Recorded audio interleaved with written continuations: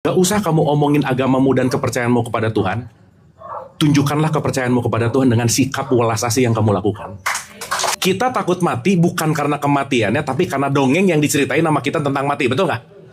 Karma lebih banyak takutnya, lebih banyak senangnya. Takut, karena diceritain adalah, oh nanti karma. Begitu nggak kira-kira? Sehingga masing-masing kita punya programnya sendiri, punya keyakinannya sendiri, dan punya pemaknaannya sendiri. Betul nggak? Berarti problemnya bukan karmanya, bukan otonannya, bukan apanya, tapi bagaimana aku memaknai tentang sesuatu. Betul? Ini oke? Dapat ya? Sekarang saya tanya, yang perlu dirubah kira-kira maknanya atau kenyataannya? Maknanya. Kalau dari dulu pemaknaan bahwa kalau gini nanti karmanya gini, pasti gini. Terjadi kenapa? Karena kita meyakini dengan pemaknaan yang lama gitu kira-kira. Nah jadi saya setuju banget dengan statement Pak Wayan tadi bahwa teman-teman ibu bapak, satu hal yang gak bisa kita tolak dalam hidup adalah kenyataan, titik. Bahwa kita mau punya rumus A, rumus B, rumus C, kita semua akan bersimpuh dengan yang namanya kenyataan. Sehingga kita mau punya teori A, teori B, teori C, apapun, mau itu ngomong karma, mau itu ngomongin takdir. Kita ngomong takdir ada perbedaan sudut pandang yang banyak banget lah, udah gitu kira-kira. Nanti menurut si A takdir begini, menurut si B nanti takdir gini. Kita semua ribut tentang definisi gitu. Tapi teman-teman ibu bapak, sadarilah, pada akhirnya pernyataan segala bentuk apapun yang paling benar itu adalah sesuatu yang kita alami langsung sendiri masing-masing. Betul nggak Bu Pak? Sip. Jadi saya rasa jembatan dari semua apapun yang terjadi, yuk kita belajar melepaskan pemaknaan lama. Nomor satu, mari kita mulai belajar dulu menerima kenyataan yang ada. Itu nomor satu.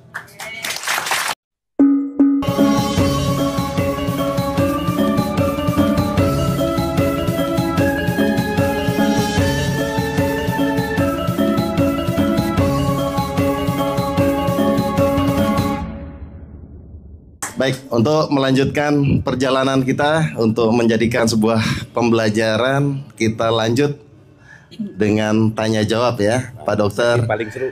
Sesi paling seru ini ya. Mungkin saya mulai dengan 3 penanya di awal dulu. Silakan. Wah, paling depan, belakang, ini 1, 2, 3 dulu. Sisanya berikutnya. Saya mulai yang tengah dulu deh. Silakan perkenalkan nama, dari mana, dan pertanyaan singkatnya. Silakan. Terima kasih. Berarti pertanyaan terbatas 1 atau bisa 3 atau berapa gitu? 1 aja. Oh. Kalau 3 di email aja. Kalau 3 di japri katanya. Kayaknya itu 1 buku deh. Mau di scroll gitu ya. Masa kalau ini sih, perkenalan dulu ya. Oke, silakan. Masa masih 1 pertanyaan, cuman kayak ada akarnya gitu, kayak dibagi 3 gitu. Gitu. Masa kayak misalnya nih, itu pertanyaan, perkenalkan dulu ya. Oke. Saya tarik napas dulu. Jangan lupa hembuskan. Ya, jangan sampai tarik napas. Soalnya agak deg-degan gitu, agak deg-degan. Ya. Yang biasa saya dengar di podcast atau di YouTube tuh, sekarang saya lihat langsung gitu. Terima kasih semesta dan semuanya. Om Swastiastu. Om Swastiastu. Perkenalkan, nama saya dulu Metri, sekarang berubah menjadi Madi atau Mahamadi gitu. Asal saya dari Buleleng, terus merantau ke Denpasar, merantau dari SMP sampai sekarang.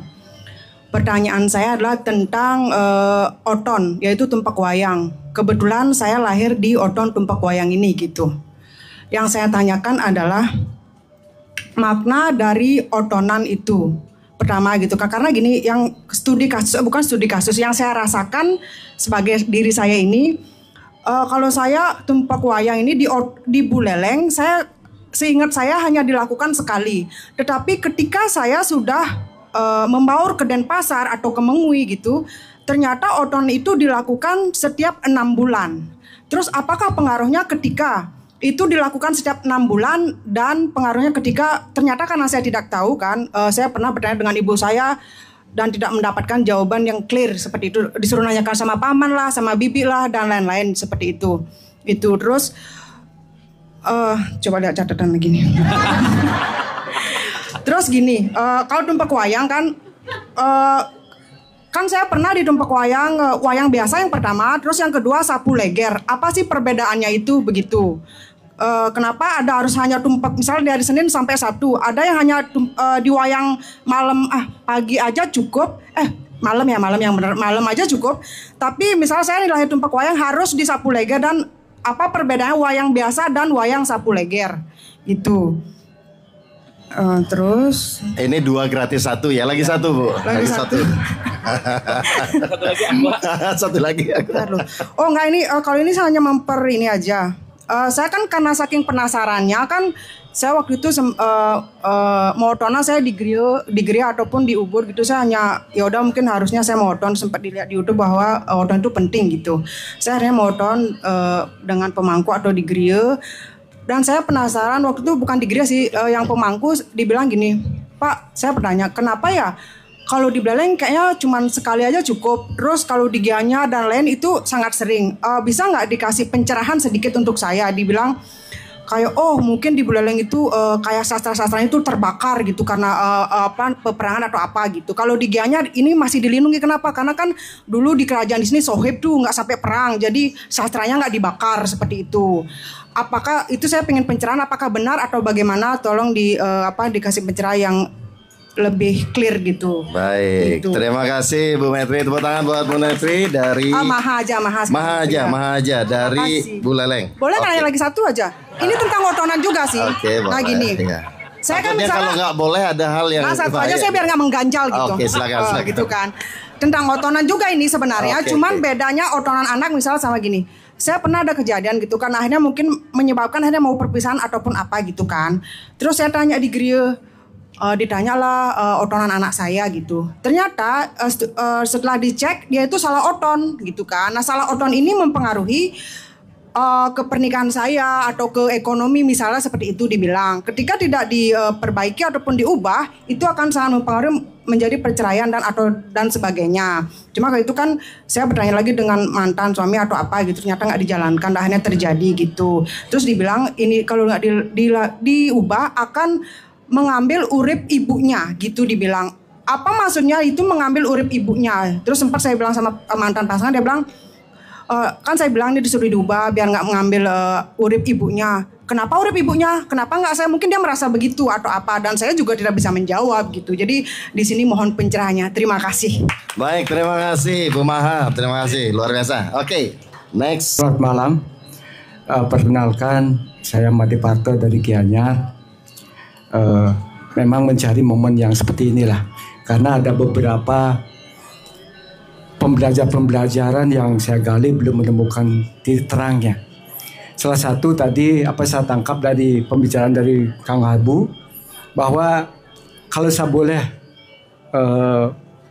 menyimpulkan, kalau saya pakai sendiri ya, bahwa telunjuk itu jangan selalu dikedepankan, tetapi balikkan ke diri. Sehingga ketika kita membalikkan telunjuk ke diri kita, itu akan timbul menjadi big question, who I am. Dan banyak sekali akan menjadi lingkaran pertanyaan-pertanyaan ketika ada who I am-nya itu. Nah, pembelajaran inilah saya dapatkan di tahun ke-9 dalam perjalanan who I am itu. Dan ketika bertemu dengan who I am itu, menangislah sejadi-jadinya. Dan paparannya, who I am-nya itu masih mampu tiang gali, dan hari ini mudah-mudahan saya mendapat kesempatan, dan guru-guru tiang yang ada 3 orang ini mampu memberikan titik terang jalannya. Pertanyaan begini, ini sebuah karma. Karena refleksi tadi ketika ada who I am-nya itu big question-nya akan menjadi proses karma. Dan karma kelahiran. Nah disinilah selalu muncul pertanyaan-pertanyaan ketika kita hidup ini, katanya untuk berkarma. Berkarma suatu tindakan untuk mendapatkan pahala, kan seperti itu. Tetapi di dalam big question-nya itu ada beberapa yang muncul bahwa hidup ini adalah pilihan. Dan hidup ini, hari ini kita menjalani karma atau karma wasana, karma-karma kehidupan masa lalu. Dan juga ada takdir dan nasib. Ada 3 aspek inilah yang menjadi lingkaran, kalau boleh dikatakan proses pembelajaran karma itu sangat mumet sekali dan hampir tidak menemukan titik terang.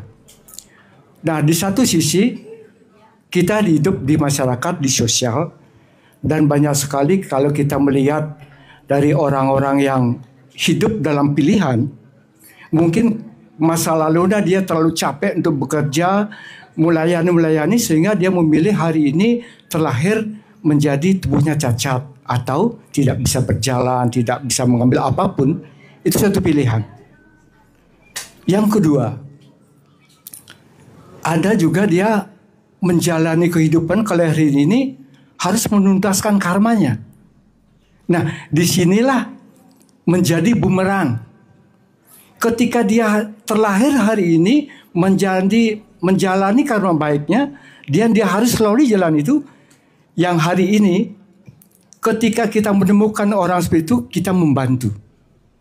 Apakah ini karmanya dia, kita ambil sebagian? Karena kita semestinya dia berjalan sendiri untuk menyelesaikan masalahnya. Hari ini kita membantu, apa itulah juga bebannya kita pikul sendiri. Itu yang pertanyaan yang hari ini masih mengganjal. Hari ini kita ingin melakukan kebaikan, tahu-taunya kita mendapatkan karmanya.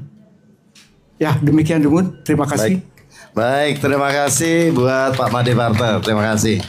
Oke, satu lagi dulu sebelum kita dialogkan. Susah ya pertanyaannya. Iya nih, susah-susah nih. Oke.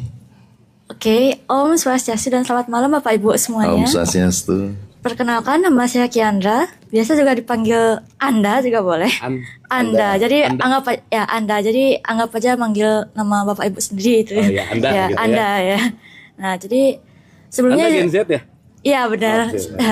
Nah, Umur berapa? masih 15 tahun. Woi, 15, tepuk tangan. 15 di depan. Oke. Kita nggak beda jauh. Oh, iya saya. Ya. Jadi saya salah satu Gen Z di sini. Ya. Jadi sebelum saya mempertanyakan pertanyaan saya, izinkan saya sedikit bercerita mengenai perjalanan saya menemukan kemerdekaan di dalam jiwa saya. Jadi perjalanan saya untuk menemukan kemerdekaan dalam jiwa saya itu dimulai ketika saya berumur kira-kira 6-7 tahun. Itu ketika dimana saya pertama kali didiagnosa dengan tipe 1 diabetes. Dan dari hidup saya yang sebelumnya baik-baik saja dan bahagia, semenjak saat itulah mulai hidup saya terombang-ambing. Jadinya mulailah ada masalah-masalah baru datang. Nah, terus beberapa tahun setelahnya saya juga terkena anorexia disorder. Jadi ketakutan gangguan makan. Itu di umur kira-kira 12 tahun. Sampai titiknya waktu ini saat saya umur 13 menjelang 14 tahun. Masih sekarang anoreksia? Enggak, sekarang sudah enggak. Nah, sekarang sudah menemukan kemerdekaan jiwa. Nah, kenapa saya bisa menemukan kemerdekaan di dalam jiwa saya? Itu awalnya karena saya datang ke salah satu tempat prakteknya Pak Surya yang di Denpasar. Nah, jadi sebelumnya saya mengekang diri saya. Jadi sebelum saya menemukan kemerdekaan dalam diri saya selalu membatasi diri saya. Jadi saya selalu selalu membatasi diri saya untuk tidak boleh makan ini, harus melakukan ini dan melakukan itu, yang sebenarnya tidak sebenarnya tidak harus dilakukan, nggak kenapa-kenapa gitu. Nah, akhirnya setelah saya datang ke prakteknya Pak Surya, mulailah mindset saya dirubah sehingga saya bisa membebaskan diri saya. Cuman bebasnya juga tidak bebas-bebas banget itu. Nah, setelah itu mulailah hidup saya perlahan membaik. Sekarang saya sudah mulai lebih enjoy lah menjalani kehidupan saya. Dan saya juga bersyukur karena sudah menemukan kemerdekaan dalam jiwa saya. Nah, sekarang pertanyaan saya adalah yang pertama, bagaimana cara saya untuk mempertahankan kemerdekaan di dalam jiwa saya ini? Maksudnya saya berharap agar tidak apa ya, tidak kembali Kayak dulu lagi. Dan kedua, seperti yang dibilang oleh Dokter Wayan tadi mengenai luka yang kita bawa sekarang bisa menurun ke anak kita nanti. Itu bagaimana caranya biar tidak terulang lagi ke anak saya. Jadi kayak saya kan punya diabetes tipe 1. Bagaimana caranya agar tidak menurun lagi ke anak saya gitu. Jadi mohon pencerahannya. Terima kasih. Tapi sekarang udah merasa merdeka dari semua itu. Sudah. Boleh kita tepuk tangan dulu dong, keren banget. Tapi nanti akan terjajah lagi kalau punya suami sih, nanti ya. 3 udah ya? 3 udah. Pak Wayan silakan Pak. Ini susah soalnya Pak Wayan dulu aja. Oke, izin sebelum dijawab. Jadi yang pertama pertanyaan tentang oton tumpak wayang. Kemudian bedanya, apa beda dilakukan kali atau setiap 6 bulan, kemudian makna sapu leger, ini semua terkait dengan bagaimana otonan, di mana sekarang kebetulan tumpak wayang. Kemudian Pak Made Parta, apa perbedaan proses karma pahala, dan tentu saja akan ada perbedaan tentang kalimat hidup adalah pilihan dan juga tentang takdir dan nasib itu. Yang berikutnya adalah bagaimana mempertahankan dan tentang kemerdekaan itu dan luka lama itu tidak terulang kepada generasi berikutnya. Terima kasih. Silakan yang pertama. Kesalahan pertama ini ada pada Kang Abu karena memberikan tema yang berat sehingga pertanyaannya berat-berat. Makanya Pak Wayan dulu yang jawab. Oke, yang pertama gini. Bayangkan ketika kita buka pintu. Pernah nggak buka pintu kamar, begitu kita mau keluar, apa yang dipikirkan pertama? Buka pintu kamar, kita keluar. Apa yang dipikirkan pertama? Hah? Ya, sebelum melangkah. Apa yang kita pikirkan? Mau kemana? Habis itu apa lagi? Hari ini ngapain? Bisa kan? Oke, hari ini ngapain? Itu yang pertama kita lakukan. Buka pintu dalam kondisi segar nih, baru bangun tidur nih kan. Baru bangun tidur, segar. Yang pertama kita renungkan adalah, hari ini ngapain ya? Hari ini kemana ya? Gitu. Karena kalau nggak jelas, ngapain juga kita keluar pintu, betul nggak? Mau keluar pintu, masuk lagi. Nggak enak kan? Ya. Apa yang saya menceritakan? Keluar pintu itu yang disebut dengan wetu. Keluar. Dari kata wetu kemudian muncul kata wetuan. Dari wetuan muncullah weton. Kebayang? Jadi setiap orang yang lahir itu, weton itu, dirayakan untuk mulai mempertanyakan, saya ini keluar dari rahim ibu saya, mau ngapain saya ke sini? Apa yang mau saya kerjakan? Kebayang sampai sini? Jadi semua orang itu seharusnya merayakan hari lahirnya. Kalau orang Jawa, dia punya penanggalan, primbon-primbon. Kalau orang Bali punya namanya warige, dia merayakan hari itu. Kalau orang Kristen mungkin hari lahir, hari ulang tahun. Kalau yang lain mungkin milad. Intinya sama, yaitu apa? Untuk merayakan kelahirannya sambil bertanya, untuk apa saya lahir? Untuk apa saya keluar dari rahim ibu saya? Itu intinya. Jadi pada saat kita merayakan itu, merayakan hari lahir kita yang disebut upacara weton. Jadi upacara itu artinya apa? Upa artinya dekat, acara artinya acara. Jadi upacara itu adalah acara untuk mendekat kepada, kalau upacara weton berarti acara untuk mendekat kepada tujuan kita lahir. Maka kalau kita merayakan hari lahir, pawetonan hanya dengan upacara tanpa pemaknaan, sia-sia. Kebayang? Nah, terutama yang lahir pada wuku wayang dianggap bermasalah. Sebenarnya kita ini lahir pada wuku wayang. Jadi bukan berarti hari ini aja. Yang saya maksudkan ini mungkin akan susah dipahami. Karena kita semua lahir sebagai wayang-wayang. Betul nggak?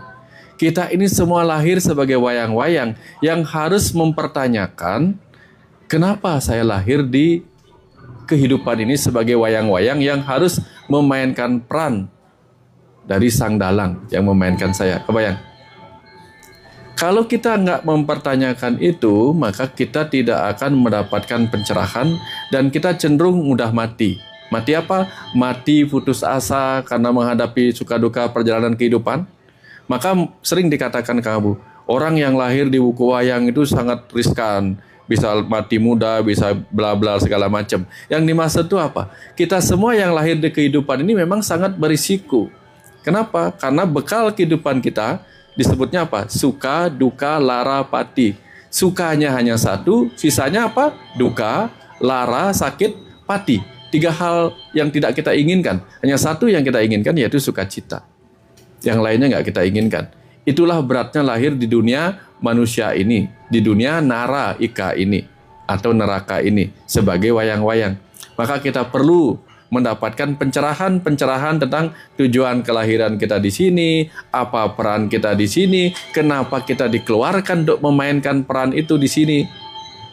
Itulah pertanyaan tentang siapa saya, apa misi dan visi jiwa saya. Kalau kita sudah tercerahkan, nah maka kita akan mudah mengalami kemerdekaan tadi. Nah, upacara untuk membabarkan pengetahuan-pengetahuan tentang siapa diri kita, kenapa lahir di sini, apa peran kita, itulah yang disebut pagelaran sapu leger. Jadi ritual pagelaran wayang yang tidak hanya untuk memainkan cerita, tetapi untuk menyampaikan pesan-pesan penting tentang kehidupan. Dapat sampai sini? Oke. Dan kenapa hanya dirayakan 1 kali kalau di Singaraja? Kalau orang Bali lahir, hari lahir yang disebut wetonan itu memang cuma dirayakan 1 kali ketika dia berumur 6 bulan. Itu perayaan anak kecil. Punya uang, tidak punya uang, boleh merayakan sebesar itu. Kalau tidak, cukup dengan upacara kecil. Tujuannya hanya untuk mengingat. Jadi upacara yang besar itu nggak perlu sering kali, cukup kecil. Itu yang biasanya dilakukan pada anak umur 6 bulan, Kang Abu. Sisanya cukup kita bikin hal-hal kecil. Kalau orang Bali dia punya ritual. Upakaranya, upa artinya dekat, kara artinya hasil karya tangan, berupa sesajen. Ada istilahnya dapetan. Ya, dapetan itu artinya apa? Apa sih yang saya dapatkan dalam kehidupan ini sebagai karma yang saya bawa dari masa lalu, gitu. Nah, masuk ke cerita tadi, ke pertanyaan tadi. Yang kita bawa ini karma wasana, tapi yang kita kerjakan di sini sebagai karma tindakan untuk mendapatkan pahala. Apa hubungannya dengan takdir? Ini. Kita membawa banyak sekali. Ini ya, apa yang ada di atas wadah ini adalah wasana. Wasana itu artinya sisa, bekas. Bekas-bekas yang terbawa dari kehidupan terdahulu itu menjadi takdir penentu kita, penentu takdir kita. Kebayang maksudnya? Jadi pahala kehidupan masa lalu kita disebut karma wasana, menjadi penentu takdir kehidupan kita saat ini.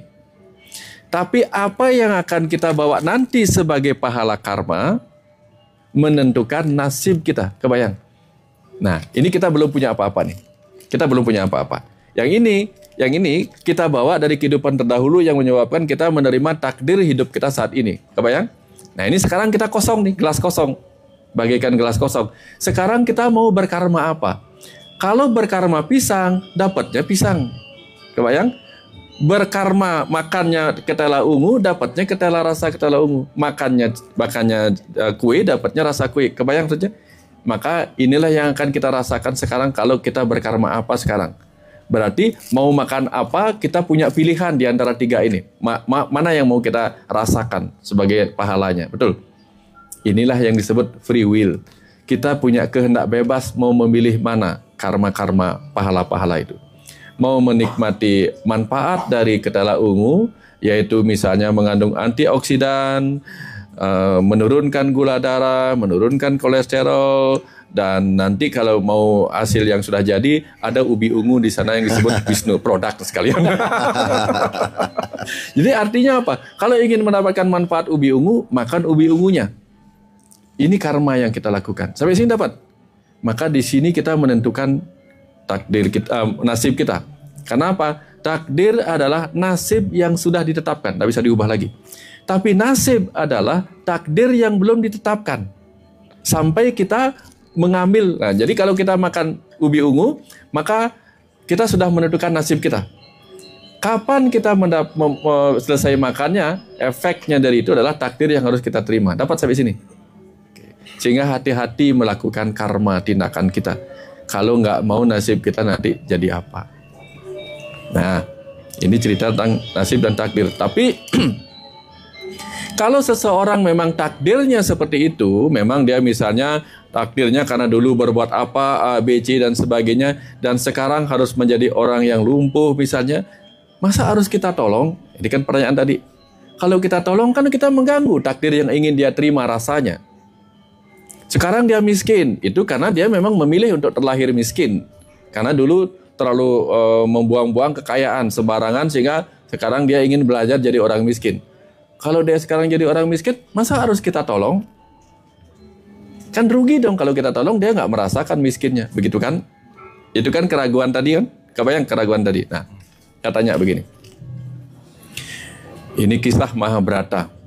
Bhisma pernah melakukan tindakan yang tidak disengaja kepada Dewi Amba. Tanpa sengaja panahnya lepas dan matilah Dewi Amba. Maka takdir memutuskan dia harus menerima pahala dari Dewi Amba sendiri. Maka Dewi Amba sebagai wanita turun sebagai Dewi Srikandi. Bagaimana cara Dewi Srikandi membalaskan dendamnya kepada Resi Bhisma? Dia hanya lahir sebagai wanita yang tidak boleh berperang. Nggak bisa. Dia nggak boleh berperang.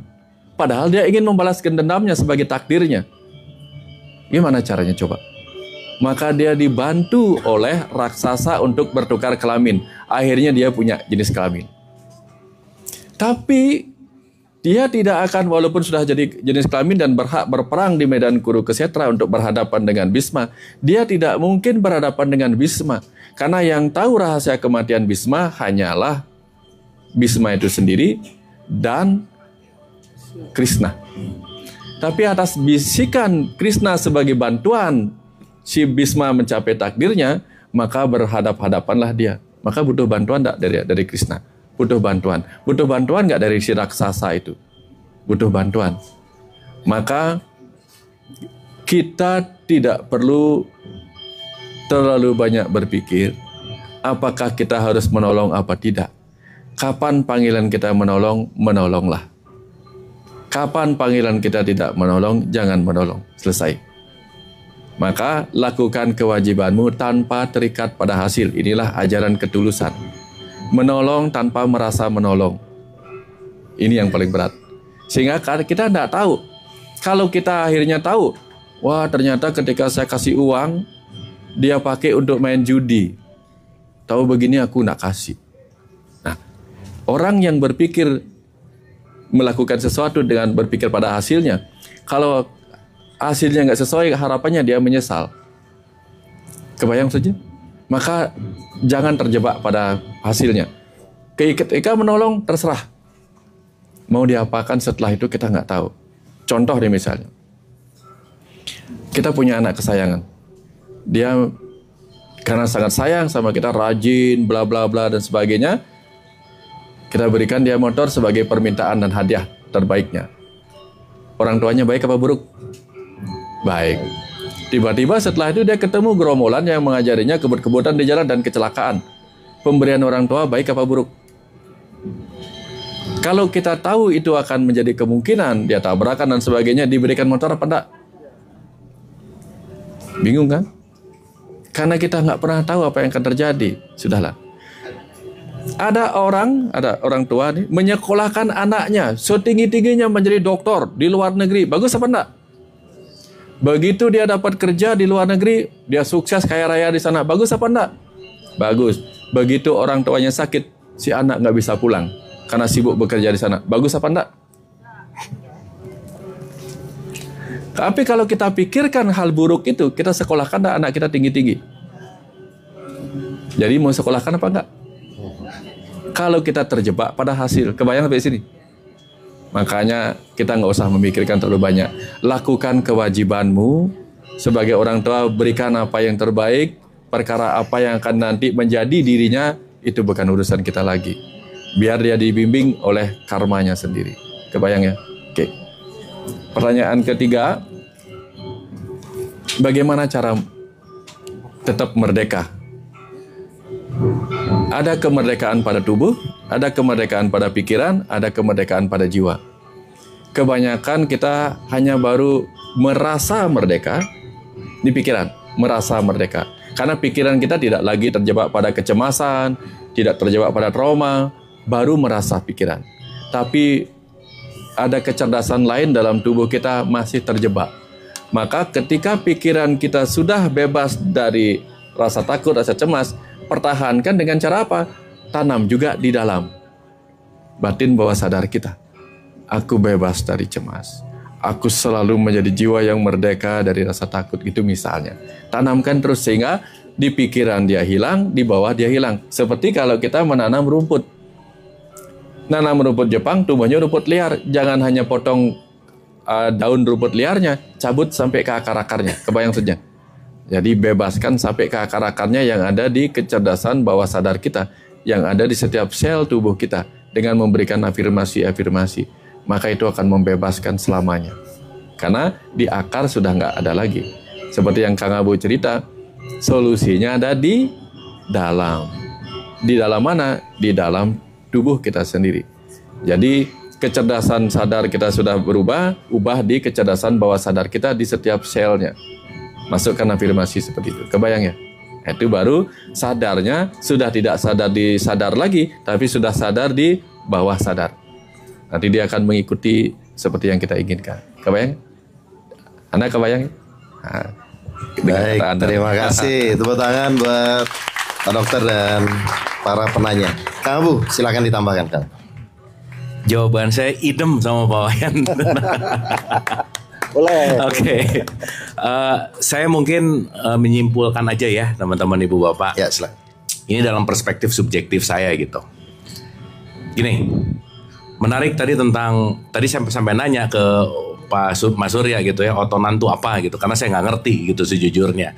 Terus tadi bicara tentang karma, bicara tentang kemerdekaan gitu. Tapi saya mau menyimpulkannya dalam satu kesatuan gitu. Sebelum itu saya mau nanya dulu begini. Ibu Bapak di sini teman-teman, kalau dengar kata mati, banyak senangnya, banyak sedihnya, yang mana? Hah? Begitu dengar mati, takut? Atau begitu dengar mati, yes, yang mana? Oh, yang takut ya. Oke, sekarang saya tanya. Kematian itu menakutkan gara-gara matinya atau gara-gara konsep mati yang kita ketahui, yang mana? Konsep. Betul? Jadi mau ngomongin karma, mau ngomongin takdir, mau ngomongin apapun semua, kita diberikan sebuah konsep dan program. Betul nggak Bu, Pak? Yes. Setan di barat nggak ada yang kayak suster ngesot, nggak ada Bu, Pak. Karena mereka nggak punya program itu, betul nggak? Di sana pakai jas lah gitu kira-kira. Sehingga mau nggak mau, suka tidak suka, semua yang kita lawan dalam kehidupan ini sebetulnya bukan segala sesuatu yang kita anggap tahu, tapi bagaimana kita memaknai terhadap itu sendiri gitu. Contoh. Saya ulang sedikit lagi ya, supaya nanti kita ngerti si akarnya gitu. Kita takut mati bukan karena kematiannya, tapi karena dongeng yang diceritain sama kita tentang mati, betul nggak? Karma lebih banyak takutnya, lebih banyak senangnya. Takut karena diceritain adalah nanti karma. Begitu nggak kira-kira? Sehingga masing-masing kita punya programnya sendiri, punya keyakinannya sendiri, dan punya pemaknaannya sendiri. Betul nggak? Berarti problemnya bukan karmanya, bukan otonannya, bukan apanya, tapi bagaimana aku memaknai tentang sesuatu. Betul? Ini oke? Dapat ya? Sekarang saya tanya, yang perlu dirubah kira-kira maknanya atau kenyataannya? Maknanya. Kalau dari dulu pemaknaan bahwa kalau gini nanti karmanya gini, pasti gini. Terjadi kenapa? Karena kita meyakini dengan pemaknaan yang lama gitu kira-kira. Nah, jadi saya setuju banget dengan statement Pak Wayan tadi bahwa teman-teman Ibu Bapak, satu hal yang gak bisa kita tolak dalam hidup adalah kenyataan, titik. Bahwa kita mau punya rumus A, rumus B, rumus C, kita semua akan bersimpuh dengan yang namanya kenyataan. Sehingga kita mau punya teori A, teori B, teori C, apapun. Mau itu ngomong karma, mau itu ngomongin takdir. Kita ngomong takdir ada perbedaan sudut pandang yang banyak banget lah, udah gitu kira-kira. Nanti menurut si A takdir begini, menurut si B nanti takdir gini. Kita semua ribut tentang definisi gitu. Tapi teman-teman ibu bapak, sadarilah, pada akhirnya pernyataan segala bentuk apapun yang paling benar itu adalah sesuatu yang kita alami langsung sendiri masing-masing. Betul nggak Bu Pak? Sip. Jadi saya rasa jembatan dari semua apapun yang terjadi, yuk kita belajar melepaskan pemaknaan lama. Nomor satu, mari kita mulai belajar dulu menerima kenyataan yang ada. Itu nomor satu. Contoh. Menikah dan bercerai, mana yang lebih baik? Ih, kediam gini sih. Hah? Menikah sama cerai, mana yang lebih baik? Oke, sekarang saya tanya, apakah orang yang menikah pasti lebih baik dari yang cerai? Belum tentu. Makanya saya selalu bilang bahwa divorce is a new hope. Menikah adalah harapan baru, betul nggak? Setuju? Yang setuju biasanya udah sih gitu. Nah, kita nggak bisa menilai, maaf nih ya, orang yang, ini nih saya kasih contoh yang sederhana. Orang yang kelihatannya baik-baik, statusnya masih menikah, tapi di dalamnya belum tentu bertumbuh gitu.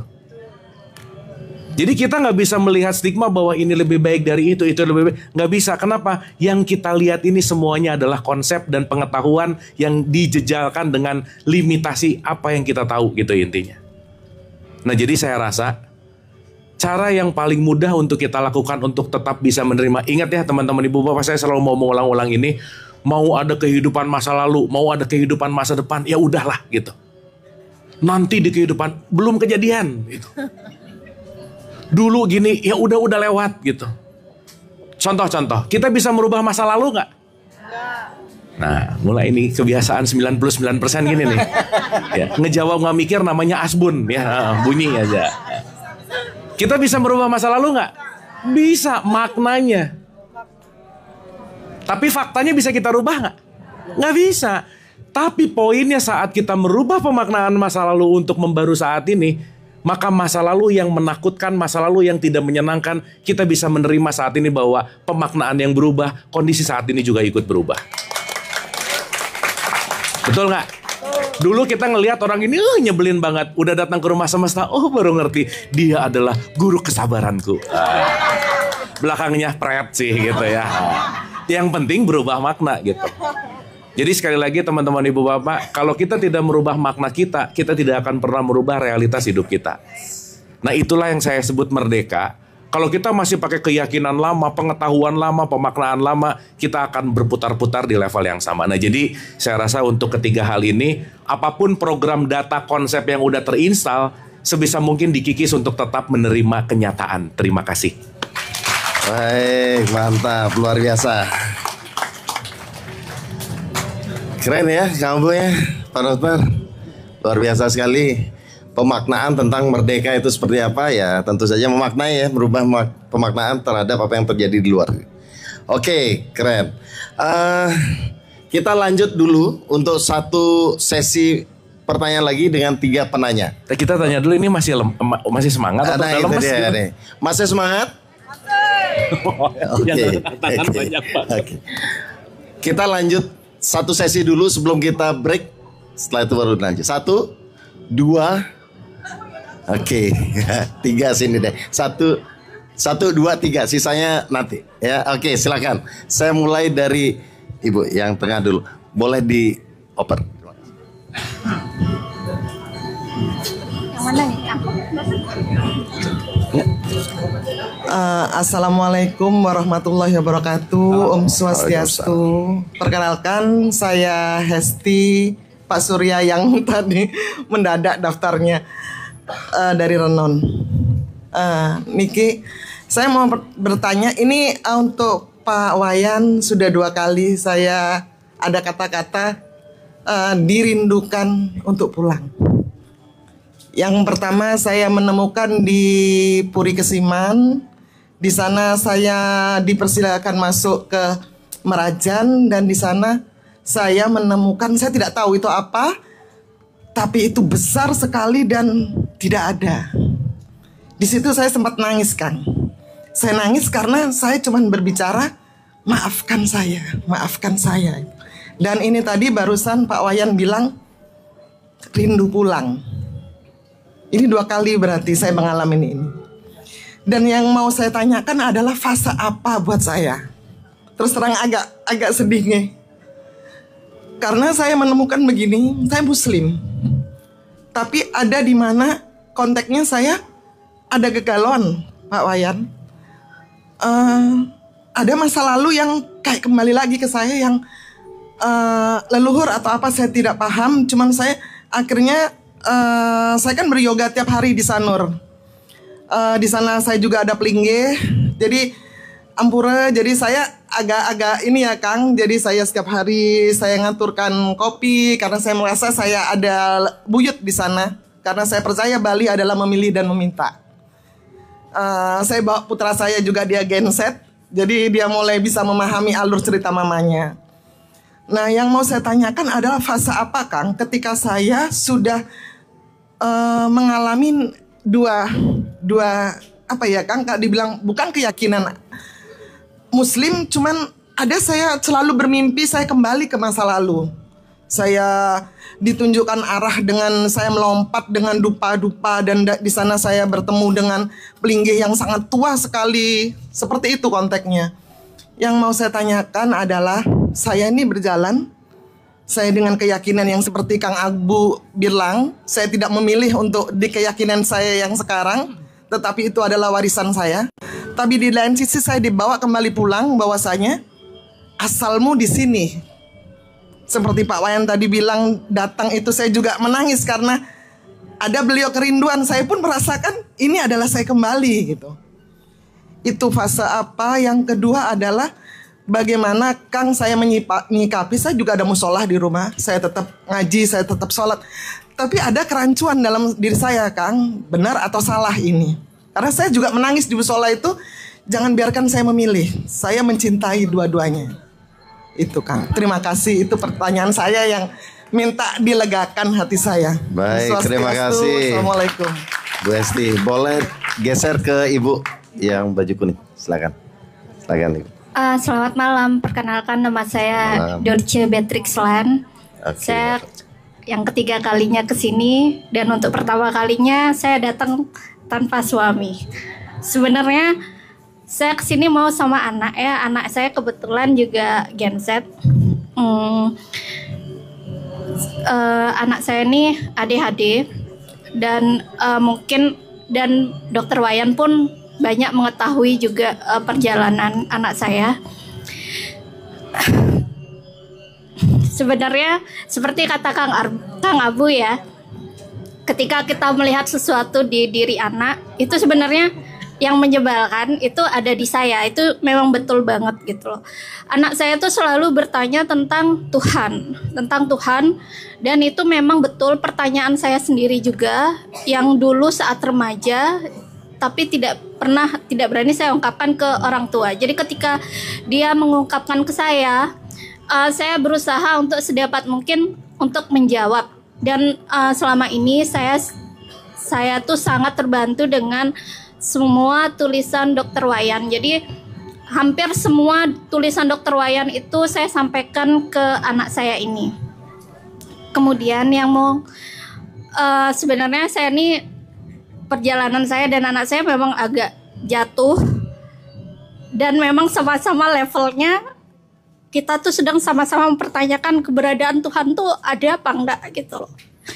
Jadi tapi saya bukan nggak percaya Tuhan tuh nggak ada gitu loh. Cuman dia tuh lagi ngambek sekarang nih, lagi ngambek, dia nggak mau sembahyang gitu. Dan dia bilang buat apa sih agama itu mah, buat apa gitu loh. Jadi sedangkan saya sekarang Hindu mengikuti suami saya, dan sedapat mungkin saya melaksanakan upacara itu saya memahami maknanya dulu dan sesederhana mungkin supaya anak-anak saya tuh tidak terlalu takut untuk melanjutkan, untuk melestarikan budaya Hindu Bali ini gitu loh. Jadi memang karena akhir-akhir ini memang banyak kejadian yang memang membuat kami drop itu tuh memang, dan saya pun bertanya gitu loh, apakah Tuhan itu ada gitu loh. Dan dia juga sebenarnya ketika dia ngambek itu tuh saya juga lagi ngambek gitu loh. Jadi saya benar-benar merasa apa ya, tersadarkan ketika Kang Abu tuh bilang gitu loh. Jadi sebenarnya yang ngambek itu saya atau anak saya gitu loh. Jadi saya mau tanya gimana caranya saya tuh meyakinkan diri saya, dan juga dengan begitu ketika saya yakin pasti dia juga akan ikut yakin tentang keberadaan Tuhan, tentang agama. Walaupun saya sudah bercerita tentang bahwa kita ini percikan Tuhan, kita ini semesta kecil yang ada di semesta yang agung, itu cuman sepertinya tidak cukup. Mungkin karena dia tahu, dia memahami, dia menyadari bahwa saya pun ragu tentang itu gitu loh. Walaupun saya tahu, maksudnya saya yakin setiap kejadian tuh pasti akan diikuti oleh kebaikan. Setiap apapun yang terjadi selalu ada hal-hal baik yang menyertai. Cuman mungkin di posisi ini sedang tidak seperti itu gitu. Mungkin di posisi ini anak saya menyadari bahwa saya tidak sedang baik-baik saja dan dia juga tidak baik-baik saja gitu. Jadi mohon dibantu gimana caranya biar saya bisa dikuatkan lagi. Terima kasih. Baik, terima kasih. Kasih aplaus buat Bu Dorce, terima kasih. Boleh digeser ke belakang yang bertanya di atas, silakan. Mohon izin, terima kasih. Assalamualaikum warahmatullahi wabarakatuh. Om Swastiastu. Mohon izin, pertanyaan saya mungkin agak berbeda dari teman-teman yang lain. Saya lihat saya murid Kang Abu di Rumah Putih Tebet, semua berkat semesta, dan diajak oleh teman saya Mbak Dian. Yang saya baru kenal Mbak Dian ini waktu retret Waisak di Borobudur bersama Kang Abu. Semuanya memang pekerjaan semesta. Pertanyaan saya adalah tergelitik dengan penjelasan Kang Abu tadi terkait dengan emotional intelligence dari para orang tua. Kebetulan sekalian promosi ya, saya itu trainer untuk emotional intelligence, tapi dengan teori-teori barat Kang Abu, jadi dari Daniel Goleman. Pertanyaan saya, apakah ada memang teori emotional intelligence yang terkait dengan spirituality? Jadi saya tergelitik mau ngarahnya mungkin ke sana. Mungkin itu panggilannya. Terima kasih banyak. Terima kasih Bu Lia, big applause. Terima kasih. Wah, ini ternyata banyak pertanyaan ke Kang Abu nih. Kang, saya mulai dengan izin Kang Abu yang jawab. Yang pertama adalah tentang kerinduan pulang. Ya, seperti apa sih? Fase itu apa sih? Atau mungkin pernah nggak dialami oleh Kang Abu sendiri ataupun ya orang sekitar Kang Abu? Kemudian Bu Dorce tentang pemaknaan Tuhan itu seperti apa, dan Bu Lia terkait dengan emotional intelligence yang ada kaitannya dengan spiritual. Silakan Kang Abu. Oke, Bu Hesti ya. Bu mau saya jawab basa-basi atau beneran? Oh beneran ya. Ya pertanyaannya dalam soalnya. Gini. Saya mau membuka dulu dalam beberapa konteks begini. Ada yang namanya identitas, ada yang namanya nilai. Identitas itu kita sebut orang, nilai itu kita sebut manusia. Oke? Ibu bapak di tempat ini semua sekarang, kita manusia yang sama nggak kira-kira? Kita manusia nggak kira-kira? Oke? Kok jawabannya ragu-ragu ya? Ini saya lagi ngomong sama manusia nggak kira-kira? Ya, kita semua di sini manusia, tetapi dengan orang yang beda-beda. Makanya kalau ketemu teman baru kan nggak mungkin nanya, ibu manusia mana? Nggak ada. Tapi pasti orang mana? Orang Renon, orang Jimbrana dan seterusnya, betul ya? Oke. Nah, kenapa saya mau membuka dulu dengan ini? Karena maaf ya, masyarakat kita tuh kadang-kadang nggak ngerti mana simbol, mana fungsi. Contoh. Muslim itu kalau dengar kata Muslim langsung di benak pikiran adalah orang yang agamanya Islam. Betul nggak Bu Pak? Betul nggak? Oke. Berarti pertanyaannya, kalau Muslim adalah orang yang beragama Islam, berarti Islam di sini hanya bertindak sebagai yang namanya simbol. Betul? Oke sampai sini? Nah sekarang saya dalamin sedikit. Islam itu dalam banyak sekali pembahasan dan pengertian Islam itu tidak berbicara simbolnya. Tapi Islam itu berbicara tentang kualitasnya. Islam itu artinya berserah total, salam juga artinya damai, salam atau Islam juga artinya tenang. Banyak poin penting dalam konteks di sini yang bukan menunjuki tentang identitasmu itu apa. Contoh. Ibu bapak ini sering banget sih. Pernah dengar kata kafir nggak? Pernah? Oke. Kafir itu lawan dari Islam nanti. Gampangannya gini deh. Kafir itu artinya tertutup, Islam itu artinya terbuka. Kafir itu artinya tertutup dari kebenaran, Islam itu artinya terbuka dari kebenaran. Analogi paling sederhana beginilah. Ada orang KTP-nya Islam, perilakunya belum tentu Islami, gitu kira-kira. Oke? Kira-kira ada nggak orang yang rajin sholat tapi korupsi? Ada nggak? Jangan banyak lah, nggak enak, ada aja. Ya nggak enak lah. Ya, ada nggak orang yang udah haji, gelarnya haji tapi tetap ngegosip mulu kerjaannya? Ada nggak? Ada. Berarti konteks di mana ritual, konteks yang namanya sholat, puasa, umroh dalam konteks tradisi Islam belum tentu membuat dirinya menjadi Islami, gitu intinya. Sampai sini oke? Oke?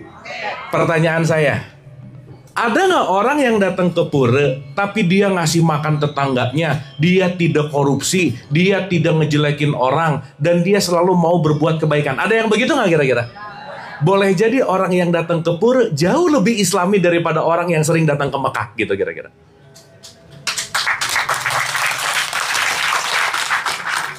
Paham? Ini jangan dipotong ya, ini harus ngerti seluruhnya dulu nih. Ini dipotong bahaya sih memang ya. Nah, maksud saya, kenapa tadi saya nanya ini mau ngomongin basa-basi atau beneran gitu? Kalau kita melihat ini hanya sebagai yang namanya merek, tadi pagi saya sama Pak Wayan baru ngomongin, kalau hanya untuk urusan kecap manis dan kecap asin, orang nggak akan berantem. Tapi kalau kecapnya mulai punya merek, baru bisa berantem. Gitu intinya, Bu. Sehingga ketika Ibu bilang bahwa saya seorang Muslim, Muslim itu adalah orang yang berserah total kepada kenyataan. Jadi orang yang Islam adalah orang yang menerima kenyataan. Contoh, maaf nih ya, saya mau kasih analogi lagi nih supaya mudah.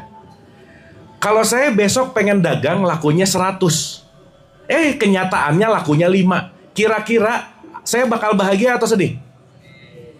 Hah? Kalau ibu bapak besok pengen dagang lakunya 100, tiba-tiba lakunya cuma 5, kira-kira ibu bapak sedih atau bahagia? Sedih, kenapa? Tidak, kenyataannya tidak sesuai dengan expect.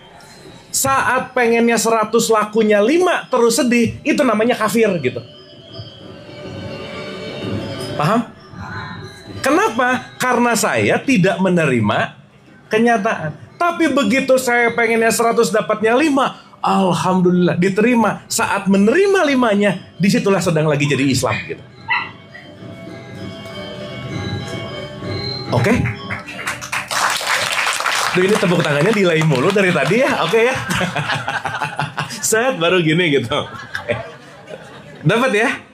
Berarti sekarang saya tanya, bisa nggak saya tahu ini Islam atau tidak?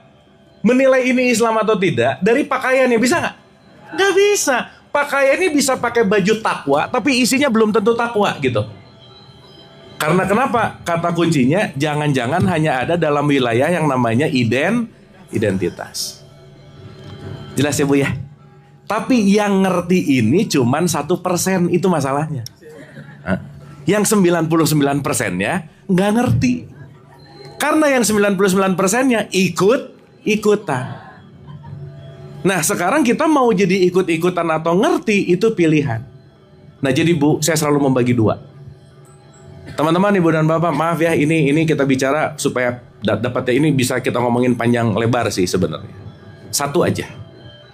Ada urusan privacy, privat. Ada urusan publik. Ada urusan apa tadi satu? Private. Ada urusan. Kira-kira urusan ketuhanan, urusan publik atau urusan privat atau urusan publik? Nah orang Indonesia nggak bisa bedain mana privat mana publik gitu. Betul nggak? Yang privat dipublikkan, yang publik diprivatkan gitu. Yang publiknya diurus gitu. Makanya maaf ya. Salah satu pertanyaan yang paling kurang ajar kalau udah nanya, udah sembahyang belum? Oh itu kurang ajar banget sih sebenarnya. Urusan privat. Nah maka mudah-mudahan ibu bisa dapat esensinya ya. Saya mau menutup pakai satu cerita gini. Kalau dalam tradisi Islam itu pemangku atau figur otoritasnya sering disebut kiai, Bu, Pak. Nah mungkin ibu bapak perlu tahu perbedaan mana kiai asli dan kiai palsu. Ini bedanya. Kalau kiai palsu, dia selalu nanya, udah sholat belum? Itu pasti palsu aja. Tapi kalau kiai asli, dia akan nanya, udah makan atau belum? Kenapa? Karena laparmu urusanku. Kalau kamu lapar dan aku tidak menolong, itu urusanku. Tapi urusan sholat, urusan privat antara kamu sama Tuhan, selesai.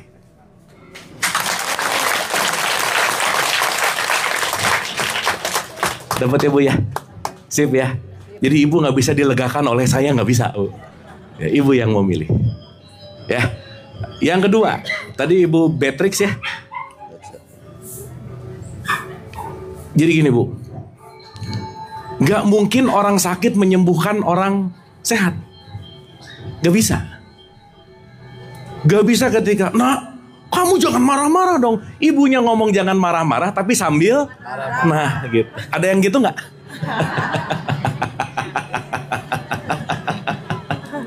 Ibu mau meyakinkan sesuatu yang ibunya nggak yakin. Betul nggak? Berarti problemnya di mana Bu? Ya udah. Jelas ya? Iya, sip. Jadi Bu, yang tadi saya cerita, urusan ketuhanan adalah urusan privat. Saya rasa bukan masalah ada, percaya, nggak ada, dan seterusnya, bukanlah. Tapi kalau kita semua percaya pada Tuhan,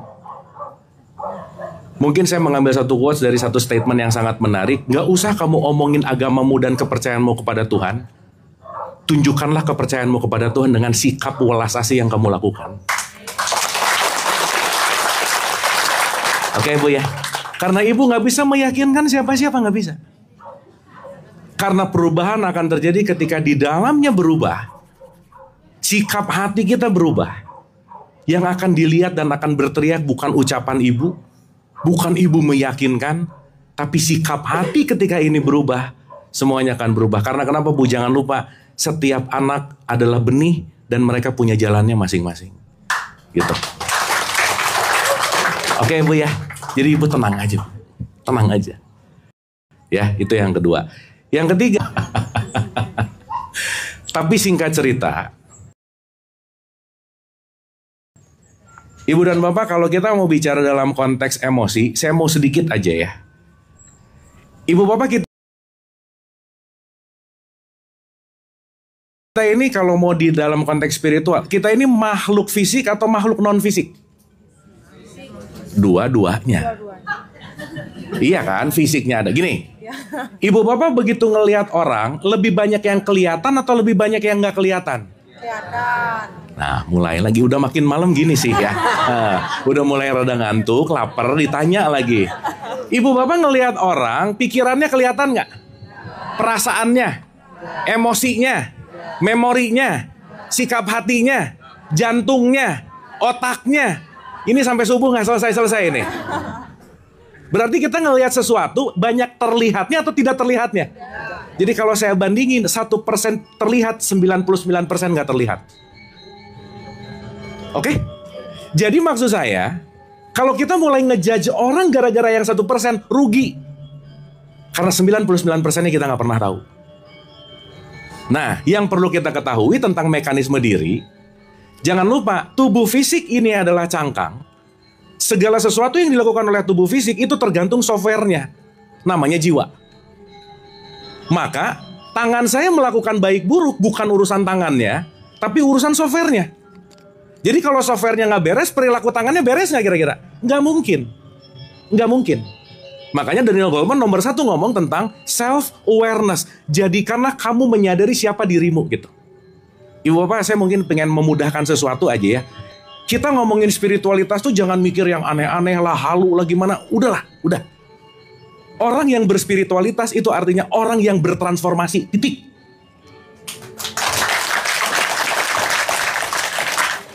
Oke ya. Karena semakin dia bertransformasi berarti dia semakin mengenal dirinya. Semakin mengenal berarti oke. Ternyata urusan ucapan saya, urusan perilaku saya, urusan kebiasaan saya pasti berkaitan dengan jiwa. Di mana jiwa setidaknya yang disebut manas ada pikiran, perasaan, dan emosi. Berarti tubuh memengaruhi emosi nggak? Emosi memengaruhi perasaan nggak? Perasaan memengaruhi pikiran nggak? Pikiran memengaruhi keputusan nggak? Berarti semuanya jadi satu kesatuan yang nggak bisa terpisah. Berarti merawat tubuh perlu nggak? Perlu. Karena merawat tubuh berarti merawat keputusan. Betul nggak? Berarti kalau saya ngomong gini nyambung nggak? Olahraga membuat akhlak menjadi lebih baik. Setuju nggak? Kenapa kalau kita rajin olahraga, emosinya oke, perasaannya oke, pikirannya oke, keputusannya oke? Ya, yang sadar cuman wilayah sini, yang sini enggak. Makanya nanti kita ngerti dalam semua tradisi agama pasti ada gerakan ritualnya. Kenapa? Tubuh yang tidak bergerak emosinya nggak bagus. Maka konteks emosi yang baik akan memengaruhi perasaan. Perasaan yang baik akan memengaruhi pikiran gitu. Dan ini semua disebut dengan yang namanya jiwa. Jadi apakah kecerdasan emosi berkaitan dengan spiritualitas? Jelas. Karena jangan lupa ya teman-teman ibu bapak, mungkin ini sedikit lagi. Ada 3 poin penting, IQ, EQ, dan SQ. Maaf ya, IQ, pinter, itu mempengaruhi sukses kita cuma 4%. 4%. 40%-nya adalah emosi. Pinter tapi nyebelin, susah punya teman, udah gitu aja. Emosinya bagus tapi bego, pusing juga sih, jangan, udah jangan. Aku yang penting emosinya bagus tapi bego, pusing, jangan juga gitu, jangan. Dapat ya? Sehingga nanti tiga-tiganya inilah yang disebut dengan yang namanya manas, inilah yang disebut dengan yang namanya jiwa. Maka saat kita mulai memperbaiki emosi kita pasti akan mempengaruhi keputusan kita, dan keputusan kita akan mempengaruhi karma akan mempengaruhi kejadian spiritualitas kita gitu. Terakhir ya, ini nanti kita bahas Bu ya lebih detailnya, tapi kira-kira gitu. Satu aja ibu bapak, supaya kita lebih lega dalam hidup. Jangan lupa, kita dihidupkan di muka bumi. Ingat baik-baik ini, saya ulang-ulang. Kalau udah pernah dengar, pura-pura nggak dengar aja ya. Dah. Sekarang saya cerewet banget ngomongin ini. Ingat baik-baik, bumi adalah rumah sakit jiwa besar, udah gitu aja. Semua penduduknya sakit dengan kadar yang beda. Jadi kalau ketemu orang nyebelin, sesama pasien rawat jalan, ya udah selesai. Terima kasih.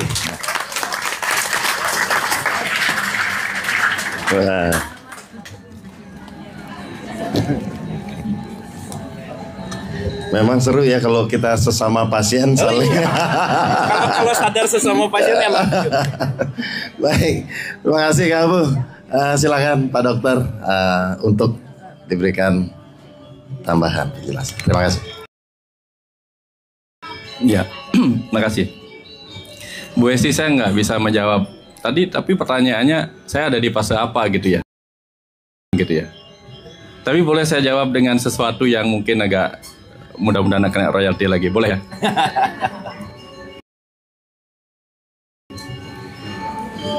Saya biasanya sengaja nyanyi Kang Abu, karena biasanya setelah saya nyanyi penonton pada bubar. Oke.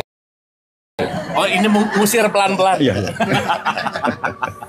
Tapi direnungkan. Ini lagu bagus, Kang Abu pasti tahu. Demi jiwaku yang ada dalam genggamanmu, bawa aku menuju jalan-jalan ke arahmu. Demi kekeringan yang melanda kampung halamanku, beri aku benih yang tumbuh di jari manismu. Bantu aku mencintai jalan pulang, demi bertemu denganmu lumbung keabadian. Bantu aku merindukanmu tanpa aku, hanya engkau.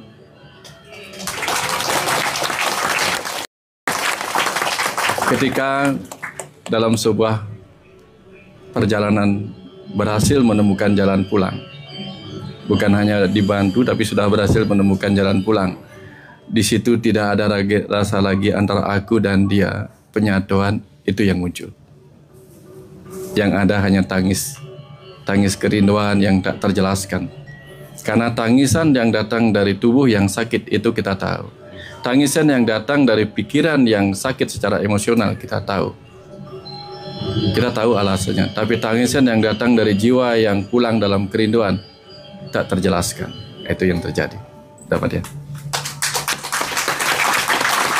Sekarang untuk Dorce. Tadi bertanya tentang bagaimana saya menjelaskan Tuhan kepada anak saya. Dan dia tidak mau sembahyang lagi. Dia hanya belum rindu. Saya mau nyanyi juga.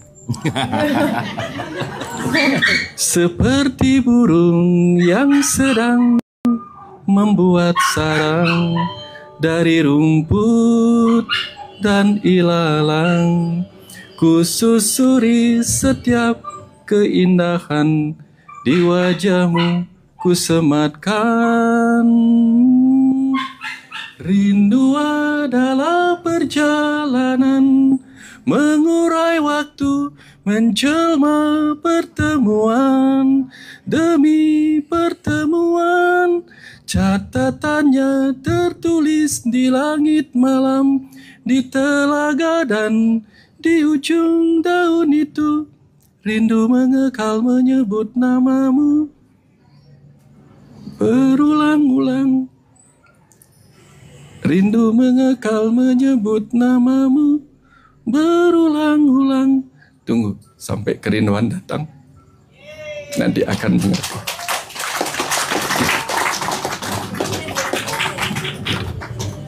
Itu. Nah, sengaja nyanyi tambah ada nangis-nangisnya supaya tepuk tangannya besar. Nah, sekarang ini tentang ilmu. Ini baru masuk ke bagaimana hubungannya dengan emosional, kecerdasan emosional dengan kecerdasan spiritual. Saya mau bercerita tentang ilmu yang diajarkan oleh Yoga Patanjali. Nah ini, Bapak Ibu, saya mau menganalogikan. Ini adalah tubuh ya, tubuh, oke. Dan ini adalah sang ruh. Sang ruh yang masuk ke dalam tubuh ini mengalami penyatuan. Penyatuan antara sang ruh dengan tubuh ini kemudian memunculkan atau dibantu oleh keterhubungan mereka dengan apa yang disebut pikiran. Nah, ketika pikiran kita banyak berurusan dengan urusan tubuh, muncullah apa yang disebut sebagai ahangkara, keakuan. Di sini keakuan. Tapi begitu pikiran kita banyak belajarnya mendengar suara-suara hati nuraninya sang jiwa di dalam, di situ dia meningkat, si pikiran atau manah ini meningkat dalam apa yang disebut sebagai kecerdasan akal budi. Ya, ini kecerdasan akal budi. Lagi satu apa ya? Ini baru ini ya. Ini pikiran. Ini kecerdasan akal budi. Kalau dia perdalam lagi kecerdasan akal budinya, perdalam lagi ke arah spirit jiwanya, di situ muncul apa yang disebut sebagai cita, kesadaran murni. Dapat berapa ini? Dapat ya? Ya. Nah, dalam hidup ini bahkan kita nggak sadar dengan tubuh kita. Kadang kita nggak sadar gerakan tangan kita untuk tujuan apa, mukul aja. Kadang bahkan kita nggak sadar gerakin mulut kita. Sehingga siapa yang masih ingat nyanyian ini?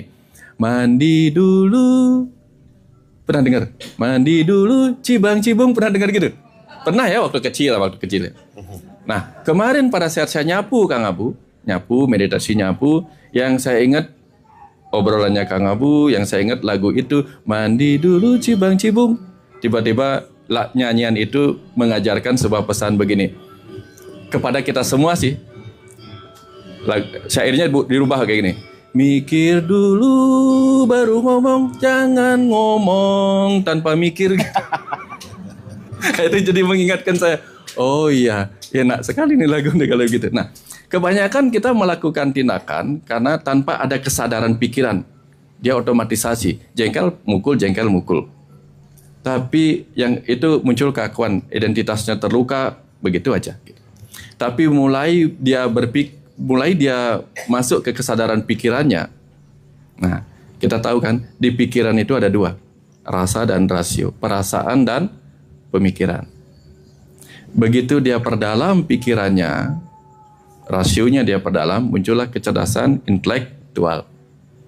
Begitu dia perdalam pemahamannya, pengetahuannya, penguasaannya terhadap perasaannya, muncullah kecerdasan emosional.